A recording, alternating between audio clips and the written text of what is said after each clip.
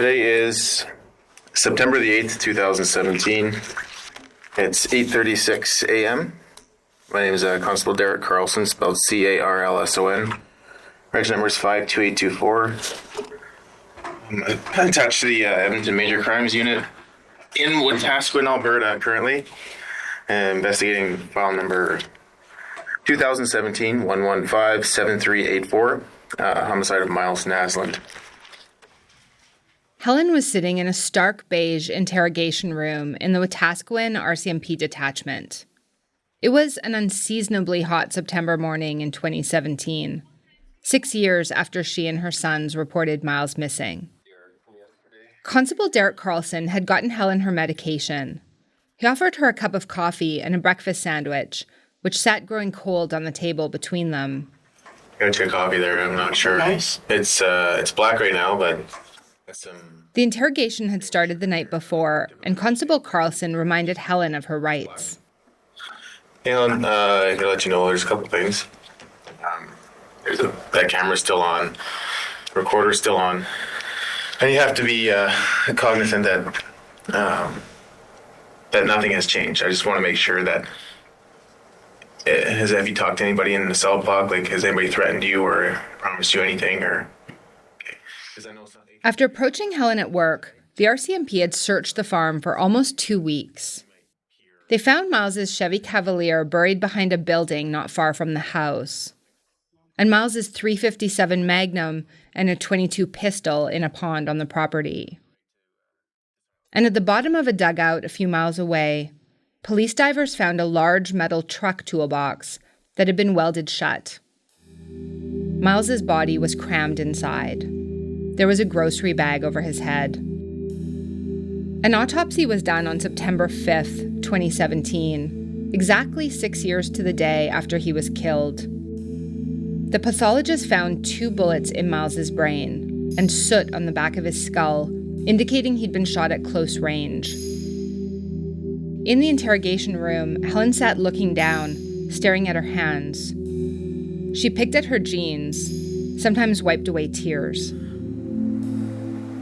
I'm going to make an assumption here, because last night I didn't go straight to bed. I went downstairs and I reviewed more of this file, and I actually reviewed a lot of the scene photos from your house. There's a video of your whole house on the inside. Helen, I saw not one picture of Miles anywhere. Like, not one picture. And that speaks volumes. And now I'm starting to understand why that is. There's memories that you want to keep alive. There's memories that you want to have close to your heart. And then there's memories that you just can't escape. And you'll do anything to get rid of those memories. But I want you to think about that, Helen, because I know that's important. Then we're going to talk about that more.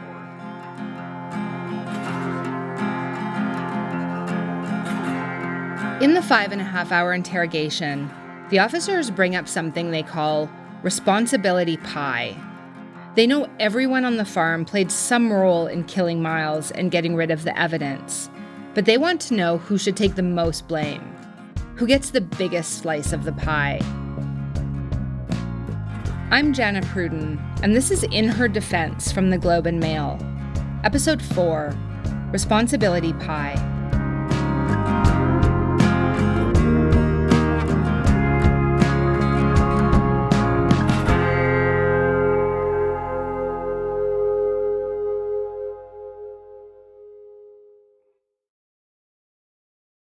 At first, Constable Carlson did nearly all the talking. He talked about his childhood, his memories, his kids, farming, building rapport. While some of his monologues felt a bit random, he'd obviously thought about things that would connect with Helen. He said he'd grown up on a farm too, and he made it sound like he understood what Helen had been living through with Miles. He'd spoken to people who knew the Naslands, like their friend Phil, who had witnessed Miles abusing Helen. The suffering is very important to consider, right? And from what I know, and from what I understand, you were suffering living with Miles and living in that home. We briefly touched on, and without an explanation, what I believe to be what's happening in your home in relation to domestic violence. Speaking to people like Phil and learning from an outsider's perspective what he saw, and I know guys like Phil aren't there at 3 o'clock in the morning on a Tuesday night or at 8 o'clock in the morning on a Thursday to see exactly what's going on. He sees when you and Miles are sitting around the kitchen table playing cards. Miles gets too drunk, calls you a bitch or whatever, and then tries to take a round out of you. He sees that, but he doesn't see the daily grind of actually living with this guy. I think you did what you had to do because it was necessary. It was an escape. The suffering had to end. 3 other officers came in and out of the room. Richard Pratch and Derek Carlson seemed to be doing a good cop, bad cop thing. Sometimes the 2 men sat facing Helen, their knees almost touching hers. They told Helen they believed she was a good person, who had no other option. Actually, it was more that they wanted to believe she was a good person who did what she had to do. But they needed her to tell them the whole story to be sure. The longer she stayed quiet, the more they appeared to doubt her. I really thought at the beginning yesterday that you were a good person. I'm still clinging to that. Forced to do something for necessity. It had to happen. I've watched the interviews with Travis Vader because that's an opportunity to talk to or observe an actual cold-blooded killer. Helen, you're not that person. Because Helen, I don't think you're the Travis Vader who's tracked down 2 elderly people and executed them and stole their property. You're not a cold killer, Helen. Am I wrong, Helen? Travis Vader was notorious in Alberta at the time. He killed 2 seniors and still has never said what he did with their bodies. Travis Vader will look right through you and tell you that there's just no remorse there. Helen, you're not that person. Travis Vader used to call me from jail when I was covering his case. I can confirm she is not that person. You're a 57-year-old mother of 3. She was actually 52 at the time. You've made many decisions in your life. You could choose to make the right one here today, or not. It's up to you. You can choose to add context to what happened. And you can choose to be truthful and honest and a good person, or not. That's up to you. I am a good person. I know you are. Thank you. Thanks for telling us that. At some point, Helen started to talk a bit about life with Miles. She told Constable Carlson about how she tried to kill herself. And again, he sounded understanding. Did you ever reach out to anybody, like a family member, to ask for help?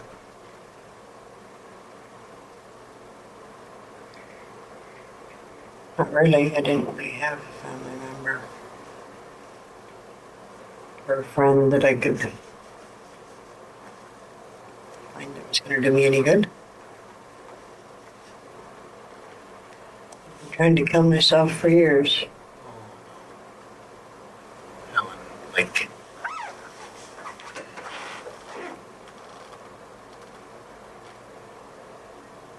we gotta talk about that.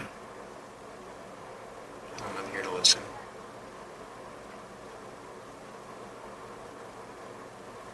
Well, it really doesn't do any good, does it? Well, it helps me understand what's going on with you.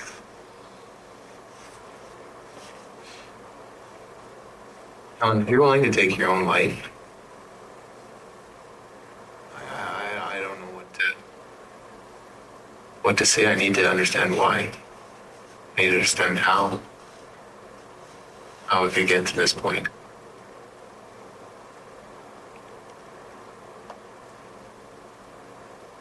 hated my life.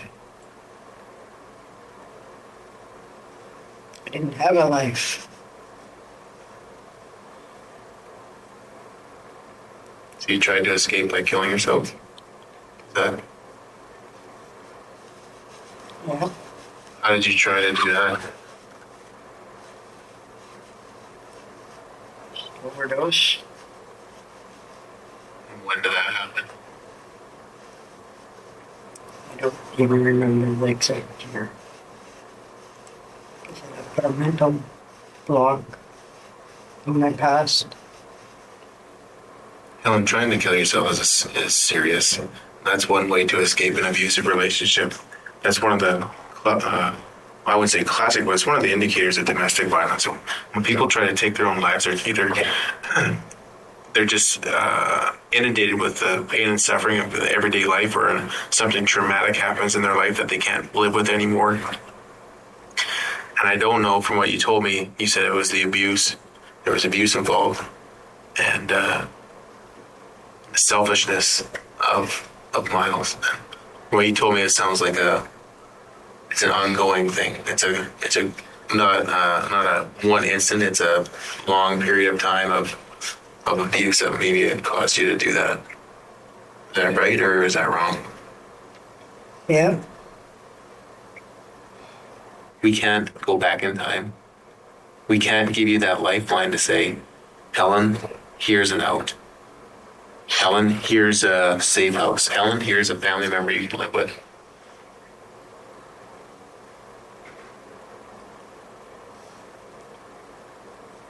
I want to know why you didn't leave the farm. I tried. Tell me about that. I felt threatened. He was abusive, controlling. I was told I could not leave. But while Constable Carlson seemed like he wanted to really understand what had been happening on the farm, Pratch began accusing Helen of a far more devious plan. That you have given me no indication that being a physically abused person or battered wife is the issue here. Zero. So now it's stuck. It's left with me. When I look at this file, the entire file rests solely on the fact that Miles was a colossal ass, that he was burying you in debt, and that for greed and financial reasons, he was murdered. And then his body taken, sealed up in a toolbox, dumped into a dugout, the car buried in the ground, and an elaborate story devised, very simple, to make it easy for all the boys to remember, was devised to throw the police off the track so that nobody would know. I just articulated to you cold, calculated, methodical homicide. Policing 101, that's textbook example. If I'm wrong, Helen, tell me. Tell me that I'm wrong, that this was not a cold, calculated homicide that was planned and orchestrated. Helen's lawyer had told her not to speak to the police. This is what any defense lawyer will tell you, even if you're innocent. Don't talk. But it's the interrogator's job to get you talking, to get a confession that will hold up in court. And it was working. It seemed like there were things Helen wanted to say, but she wanted to check with her lawyer first. She kept asking again and again. I just feel I need to talk to my lawyer. I have a couple questions for my lawyer. I would like to talk to my lawyer before I answer these questions, please. I know it needs to be talked about. I don't understand why I can't consult with my lawyer just to ask a couple simple questions. Again, I'm sorry. I just feel I need to confer with my lawyer. Like, I feel I really do have that right. She actually didn't have that right. She'd spoken to a lawyer already, and since nothing had changed, police didn't have to let her talk to him again. Also, unlike on American TV shows like Law & Order, in Canada, adults don't have the right to have a lawyer with them while they're being questioned. Would it be better to tell the police everything? To describe the sadistic violence she and her children had endured for nearly 30 years? Helen didn't know what to do.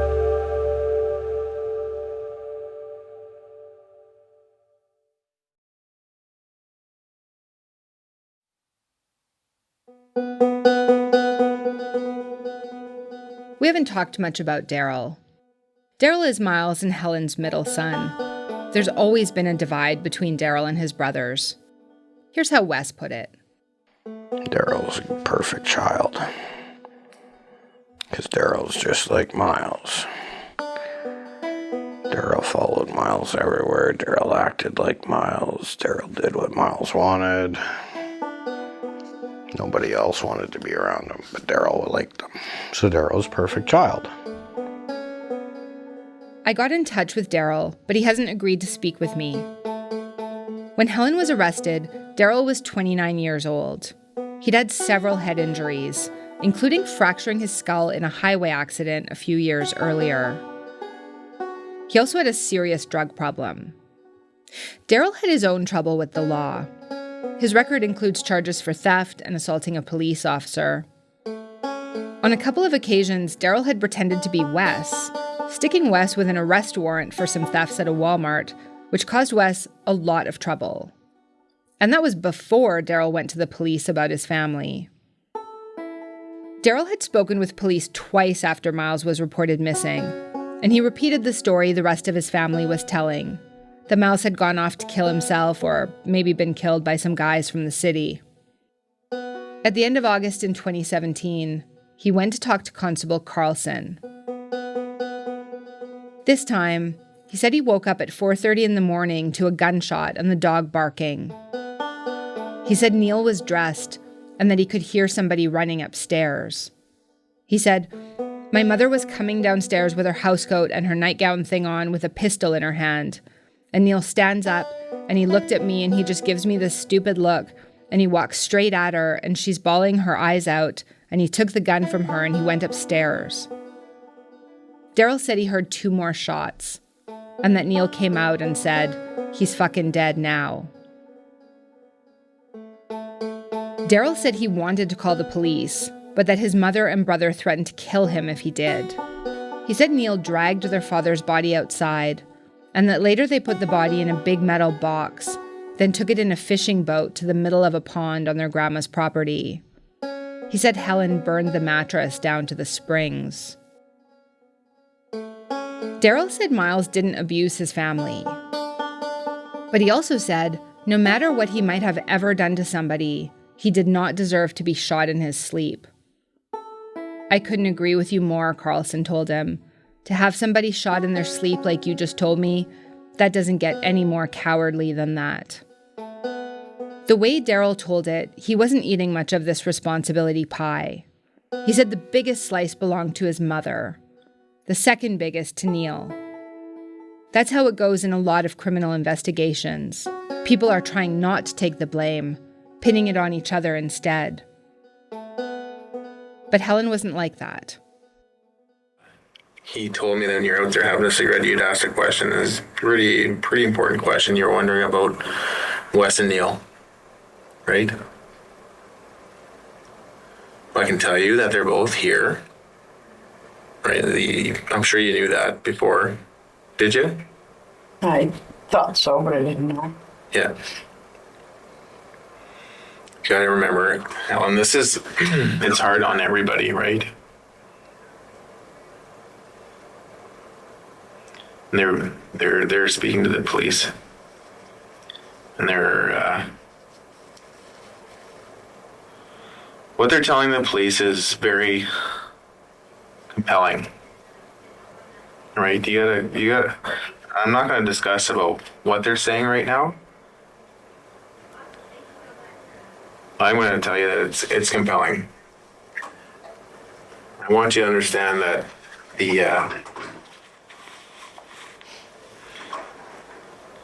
it's not only you that's in this situation, it's other people, and specifically people that you care about, directly care about. It's a very powerful thing. I know you care for Wes. I know you care for Neil. I know that Daryl's your son. I don't know. He'll always be your son. You can't change that. I know that you will love him because that's the type of person you are. You can be upset with him, but I know that deep down inside you, Helen, you do love him. By then, Helen understood that Daryl had turned them all in. But the police let her know they didn't really believe everything he was saying. Peter, sorry to interrupt you. Helen, sorry to interrupt. I'm not going to be a second. I just wanted to interrupt. I'm talking to Neil, as you know. I want to tell you that we're painting Daryl with a much cleaner brush than he deserves. That's what I'm saying. That's all I'll say. But I can tell you, Helen, you're not alone. You're not going to be the one who breaks the camel's back here. Neil is upset, but we're talking through it, and we've gotten to a lot of facts. I just want to let you know. I'm heard you talk about Daryl, and Yeah. his story isn't exactly what's portrayed to us. Great. That makes sense. Yes, this was a tactic, but they also knew Daryl wasn't telling the whole truth. There were too many things that didn't add up. See, what happens is Daryl tells us the truth about some stuff, and then he minimizes his involvement in other stuff. And that might just be self-preservation. That might be because he honestly doesn't remember. The boys were the most powerful tool the police had against Helen.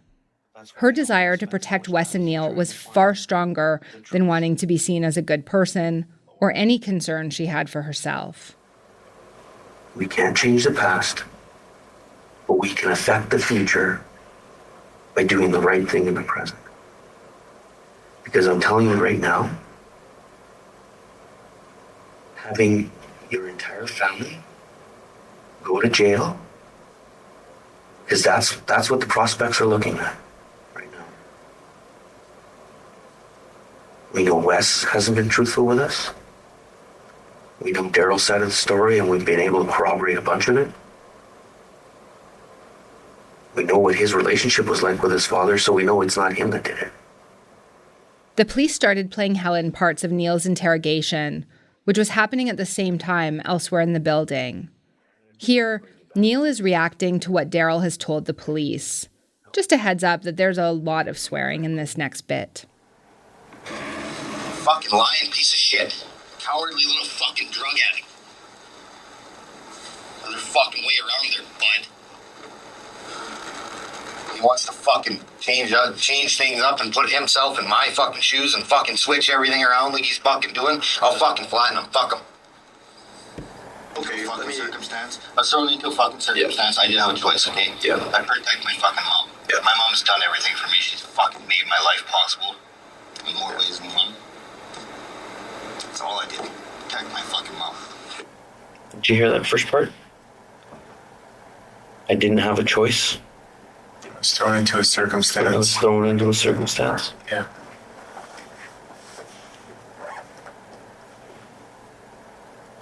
So we know that he, in some way, participated, right?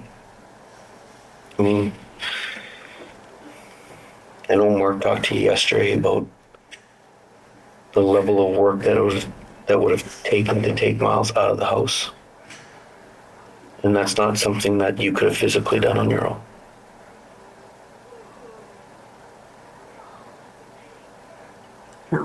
No, right? He was put into a situation. He didn't have a choice. He has to protect you.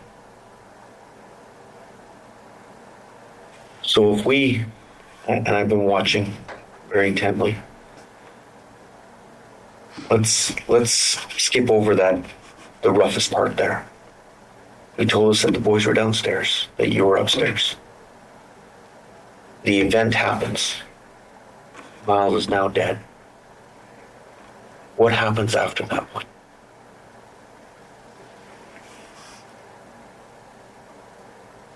had to do something. Okay. What did you guys do? I do believe you know that, don't you? But Helen, it's important for us to know from you what went on.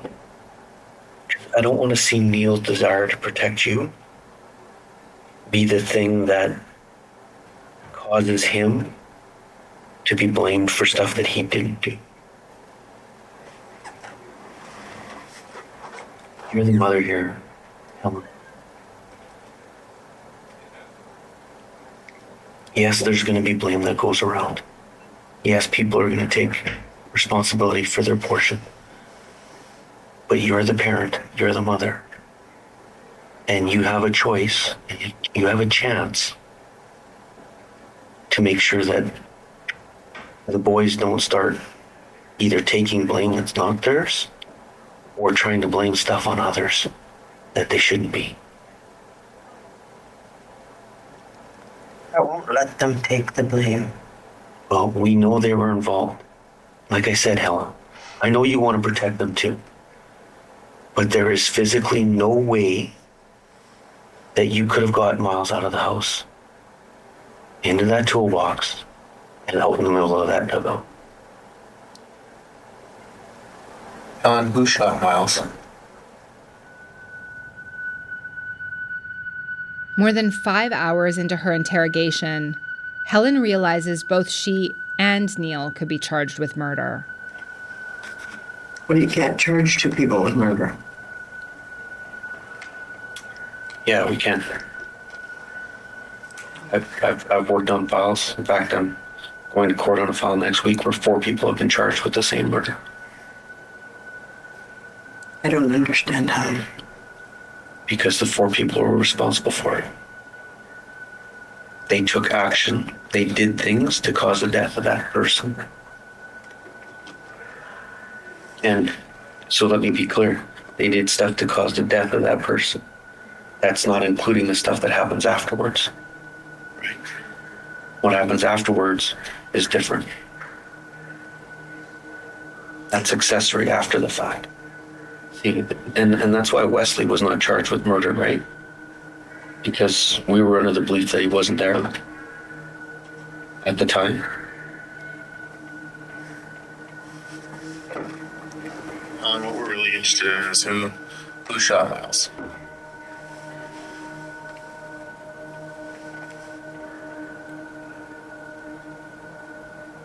Yes, and that responsibility belongs to one person. And who's that person, Helen?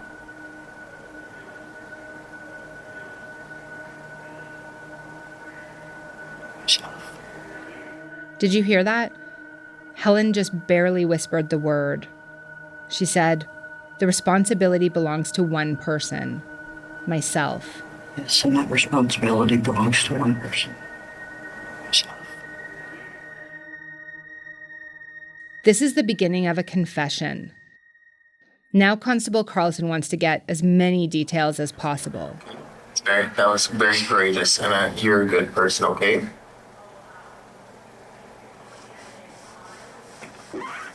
Let's talk about that. Is this something that didn't... Was this planned out? How long was this planned? No. When did it happen? Wait till you know. What time of day?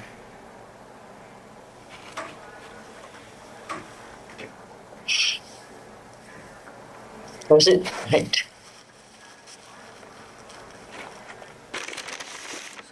Is that when Miles was in bed? And then what happened?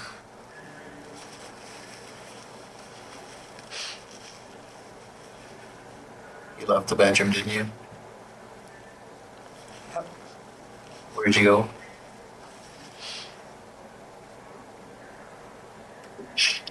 I didn't know what to do. Panicked, right? I just wanted everybody's hurt to stop. Yeah. Where'd you get the gun? It's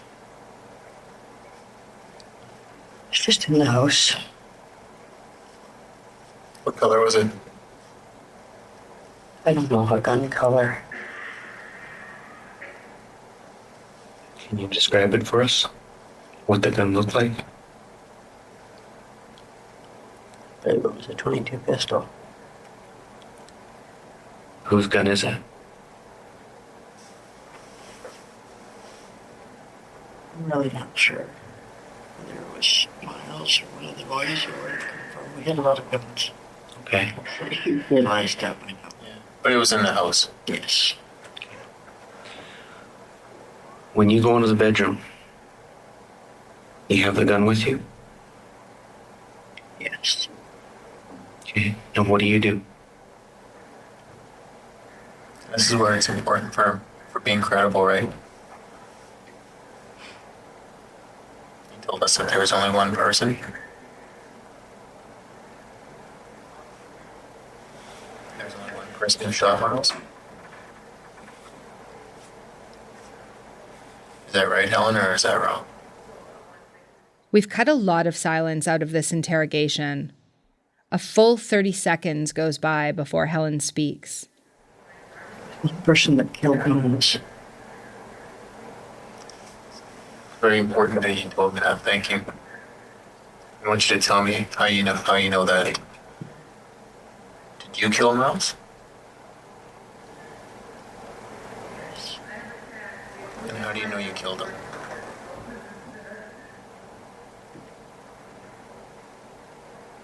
Helen, how do you know you killed Miles? Shot him. Where? Where did you shoot him, Helen? Just wanted his suffering and everybody else's. And I can appreciate that. That makes sense, right? Makes sense. You're having deliverance. But what I need to know is, you told me, you said quite confidently that you're the one who killed Miles. And you told me that you shot him. I was asking you where you shot Miles. And now I understand why. I want to know how now.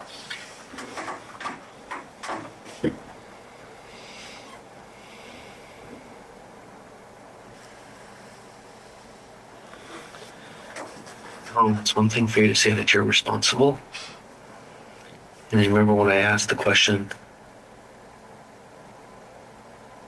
you know, who's responsible and then who was there? That, you know, who actually did the action? We ask questions like, where did you shoot him? Because that's going to help us understand if you're telling us the truth. Because there's two ways to take responsibility. One is actually doing the action yourself, or two, telling somebody to go do it for you. You're telling us that you're the one responsible. And I believe you're telling me the truth. But if you're the one that actually did it, you should be able to tell us where you shot him.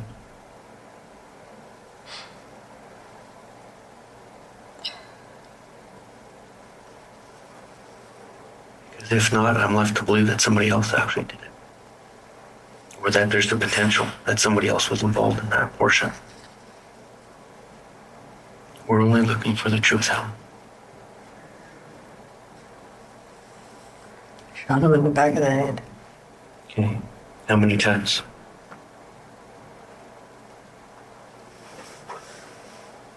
Once. Okay. Helen asks to lay down. The interrogation is over.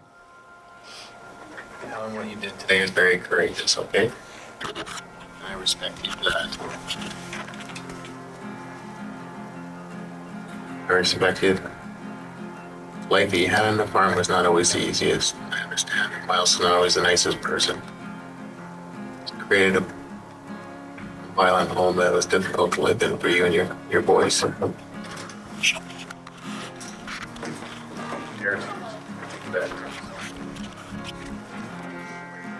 The goal of an interrogation is to get a confession and enough detail about the crime to secure a conviction in court. The police needed her to say that she did it, and how. They told her they understood why. Like Constable Carlson said, the suffering had to end. But Helen was charged with first-degree murder. So was Neil. It's the most serious form of homicide in the criminal code. Planned and deliberate murder. If convicted, they would both spend at least 25 years in prison before they could even apply for parole. I'll end the recording now.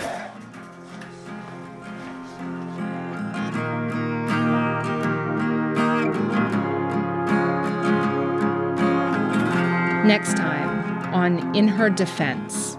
At my age, a first-degree murder charge was a death sentence.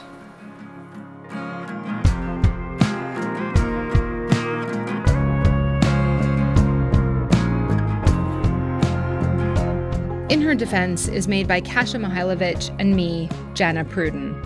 Amber Bracken did our field recording. Our executive editor is Angela Pacenza. Special thanks to head of visual journalism, Matt Frainer, and head of editing, Ian Bokoff. Our theme song is The Fighter by Jenn Grant. Arrangements by David Crosby. In Her Defense is recorded at MacEwan University by Sheena Rossiter, Emily Rubaita, and Sasha Stanojevic. David Crosby mixed this episode. I've been getting a lot of emails, and if you have something to say, I'd love to hear from you too. You can email me at jpruden@globeandmail.com. To learn more about this podcast and domestic violence in Canada, go to tgam.ca/inherdefense. That's defense with a C. You can sign up for our newsletter there too. If you're experiencing domestic violence and want to talk to someone, you can find resources and your nearest shelter at sheltersafe.ca. To support our journalism, consider subscribing to the Globe and Mail. Our listeners get a special discount on new subscriptions at www.globeandmail.com/podcast deal. Take care, and thank you for listening.